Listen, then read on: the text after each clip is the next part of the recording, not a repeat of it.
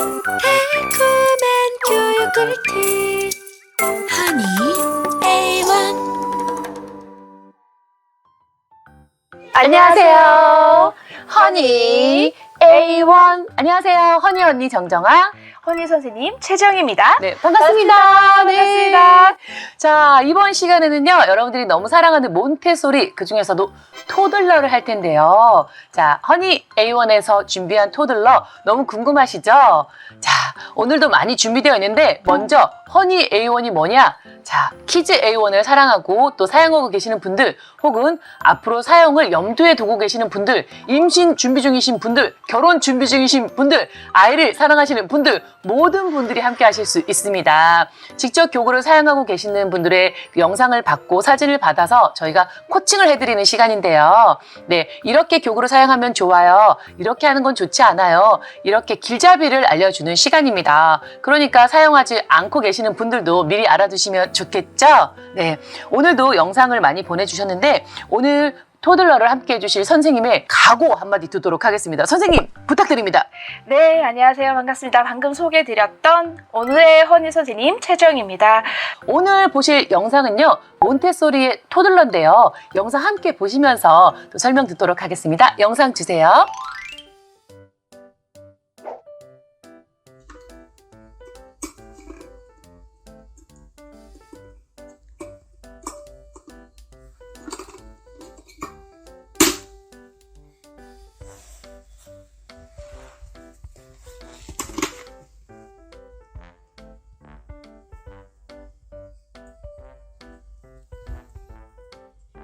네, 우리 다온이의 그 막 귀염귀염 막 고사리 손으로 이렇게 만지는 모습이 너무 귀여웠는데, 보니까 서랍에서 이렇게 공을 꺼내려고 하는 모습이 굉장히 귀여웠어요, 선생님. 네. 그렇죠. 오늘 지금 방금 영상에서 보셨던 교구는 지금 토들러 교구 중에서도 이렇게 보시는 색깔 서랍장이라는 교구예요. 네. 이 교구 같은 경우에 이제 아이들에게 대상 영상성, 왜냐하면 지금 서랍 안에 뭐가 들어있는지 모르는 상태이기 때문에 안에 서랍을 열어서 물건을 꺼내고 네. 또 그것들을 기억하고 또 위치도 기억하고 이런 여러 가지 네. 감각 활동을 통해서 사실은 네 발달의 훈련을 할 수 있는 그런 몬테소리의 또 유명한 교구 중에 하나인데요.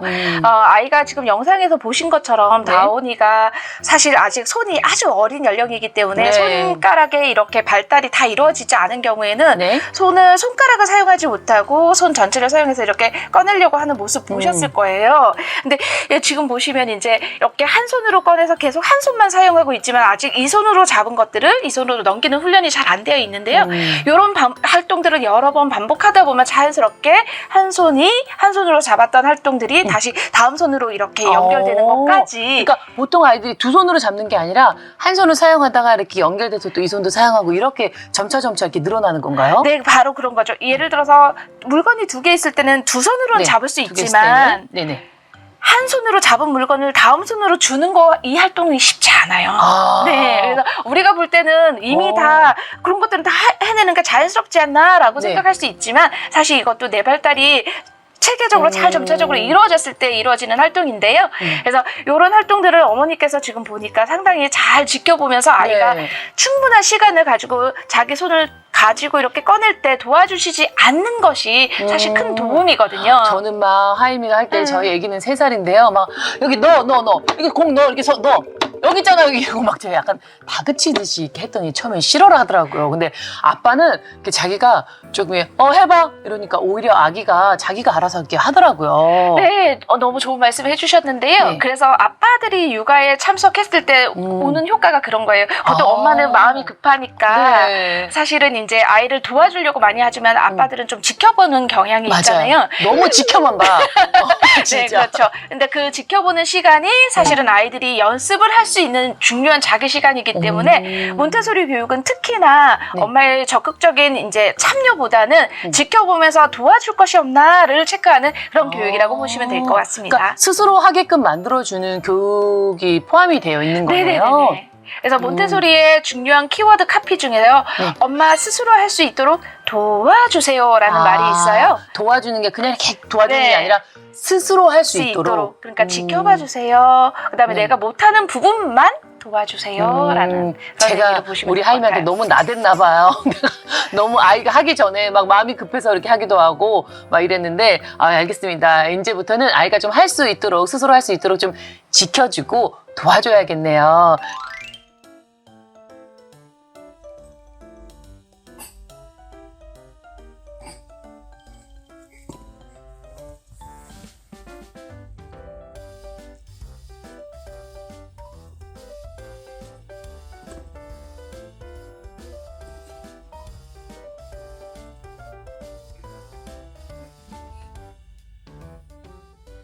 또 이번 영상을 보니까요. 아이가 공을 이렇게 놓쳤어요. 그러니까 공을 따라서 시선이 이렇게 가는 것 같았어요.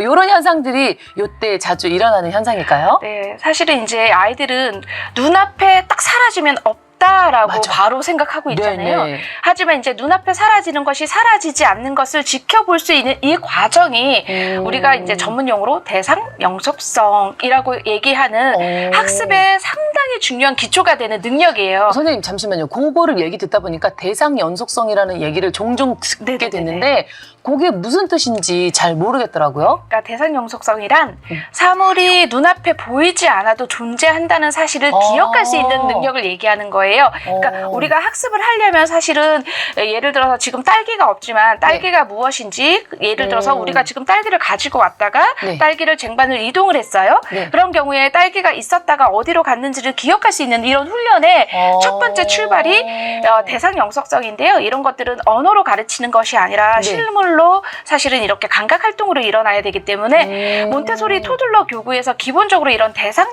영속성을 훈련하는 교구들이 상당히 많이 있고요.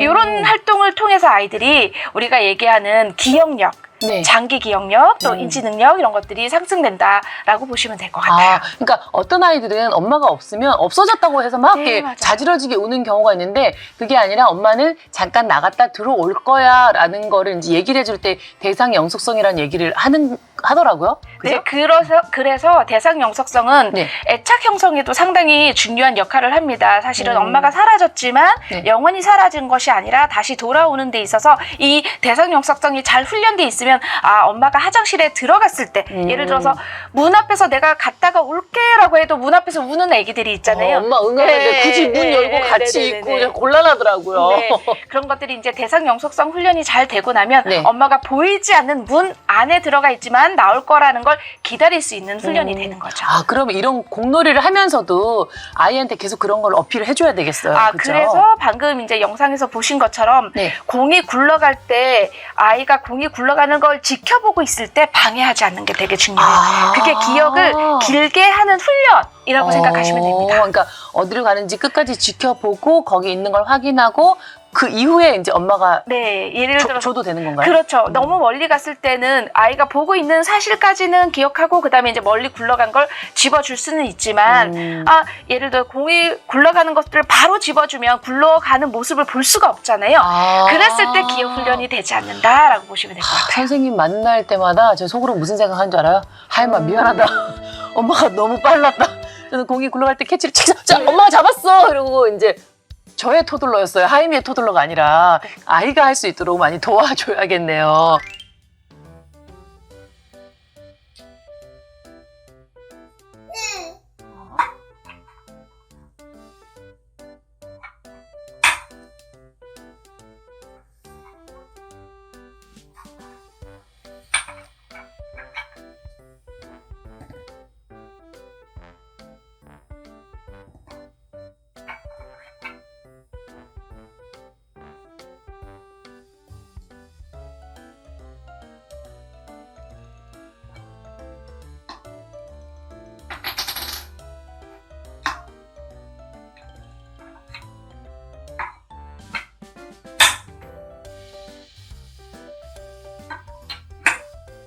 자, 그 영상을 계속 보다 보니까요. 그 작은 구멍인데도 아주 구멍을 잘 끼워 맞춰요, 아이들이. 네. 네.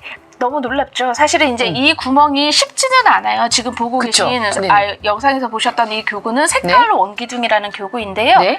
사실은 지금 영상에서 본 친구 같은 경우에는 이렇게 원기둥을 잡고 구멍의 위치를 확인하고 네. 그 원기둥을 이렇게 위치에 맞춰서 한 번에 이렇게 끼웠잖아요. 네. 이건 여러 번의 실패를 거듭한 결과예요. 지금 어머니께서 아마 집에서 여러 번 아이가 할 수 있도록 격려를 네. 해주시고 그 시간을 거쳐서 요거를 전문 용어로 이제 무엇이 일어나야 되냐면 눈과 손의 협응으로 공간의 위치 파악이 완전히 돼야 이 구멍에 그래서 보통 아이들이 이게 훈련이 안 된 경우는 이렇게 해서 네, 이렇게 네, 구멍에 처음에는. 많이 끼우잖아요. 네네. 요 과정을 거쳐서 자연스럽게 위치를 확인하고 한 번에 이렇게 끼울 수 있는 능력이 순차적으로 일어난다는 점 기다리시면서 아이가 여러 번 반복할 수 있도록 도와주시라는 점 말씀드리고 싶네요. 네, 저희 아이 같은 경우는 지금 3살인데 처음에 그러니까 14개월, 5개월 그때부터 이제 쓰기 시작했거든요. 그때 처음에 막 이렇게 넣었어요.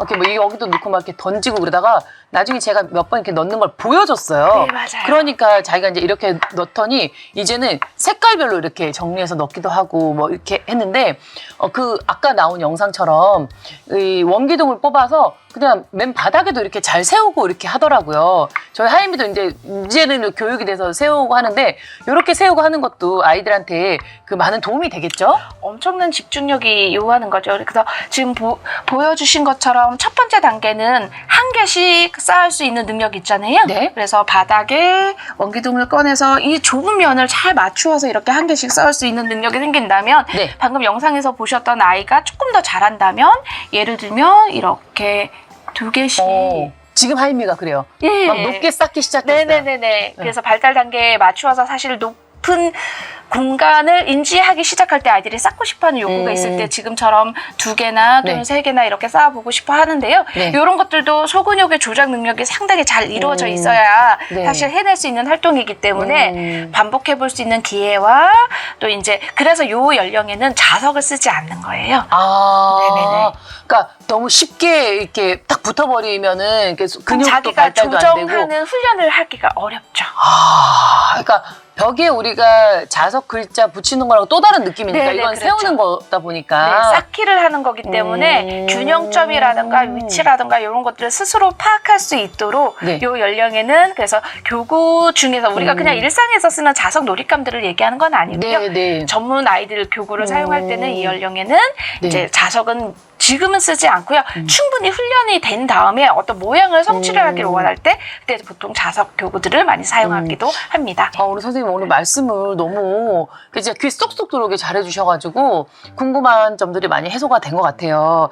자, 이렇게 해서 오늘 몬테소리 그 토들러에 대해서 알아봤는데요. 선생님, 혹시라도 네. 아껴두었던 네. 말하지 못했던 그런 좀 꿀팁 같은 게 있을까요? 저희가 허니 A1이다 보니까 좀 이렇게 꿀팁을 저희가 또 이렇게 막 긁어내거든요. 네, 그래서 제가 오늘 이 교육에서 토들러를 짧은 시간에 사실 한 교구 한 교구의 사용법을 드리는 것보다는 어머니들께서 만약에 이런 교구 활동을 하게 되시면 네.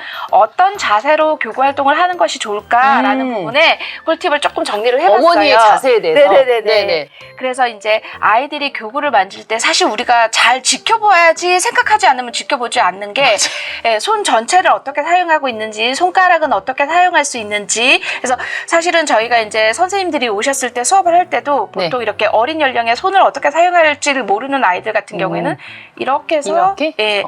세 손가락 이렇게 움직이는 거야. 이렇게 잡는 거야 라는 걸 교사들이 천천히 보여줘요.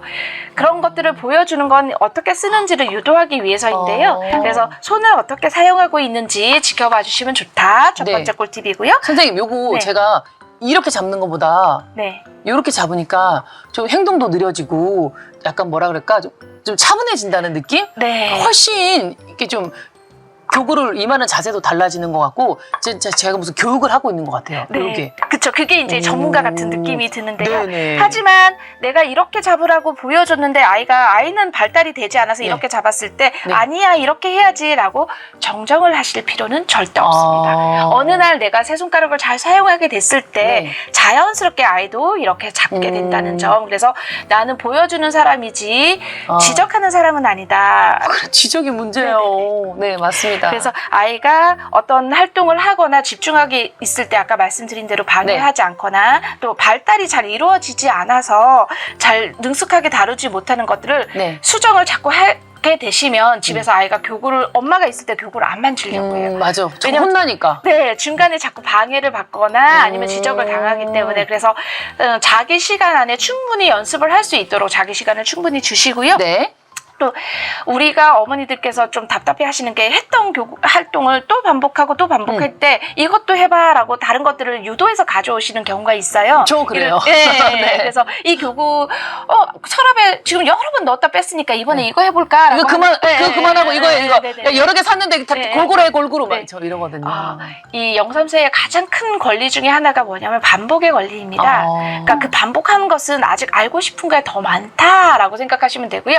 반복하는 것은 내가 무언가를 알고 싶다라는 것들이 머릿속에서 정확하게 알아질 때까지 스스로 반복하는 욕구가 유지가 됩니다. 그래서 네. 아이가 다음 교구로 넘어가는 것들을 사실 하고 싶은 마음을 조금만 누르시고 반복하고 싶다, 반복하고 있다라고 했을 때는 아, 우리 아이가 저렇게 10번이나 반복하는구나. 20번이나 반복하는구나. 대단하다라고 생각해 주시고 반복하는 것을 지켜봐 주시면 너무나 좋을 것 같습니다. 오히려 반복해 주는 거에 대해서 고마워야겠네요. 네, 바로 그겁니다. 알겠습니다. 이렇게 해서 좀 저는 개인적으로는 하임이랑 오해도 좀 풀린 것 같아요. 자, 어머님들 잘 들으셨죠? 우리 아이가 반복해서 하는 것도 역시 공부고 잘하고 있는 거니까 너무 걱정하지 마시고요. 오늘 전문가 선생님께서 주신 팁대로 한번 해보시면 우리 아이 두뇌 발달에 더욱더 도움이 될 것 같습니다. 저희는 다음 시간에 만나볼 거고요. 여러분들의 소중한 영상과 제보는 여기 아래 여기 아래 주소 나가죠? 여기 아래. 네, 주소로 보내주시면 저희가 소중하게 영상 만들어서 또 좋은 팁으로 보답해 드리도록 하겠습니다. 그럼 다음 시간에 뵐게요. 허니 A1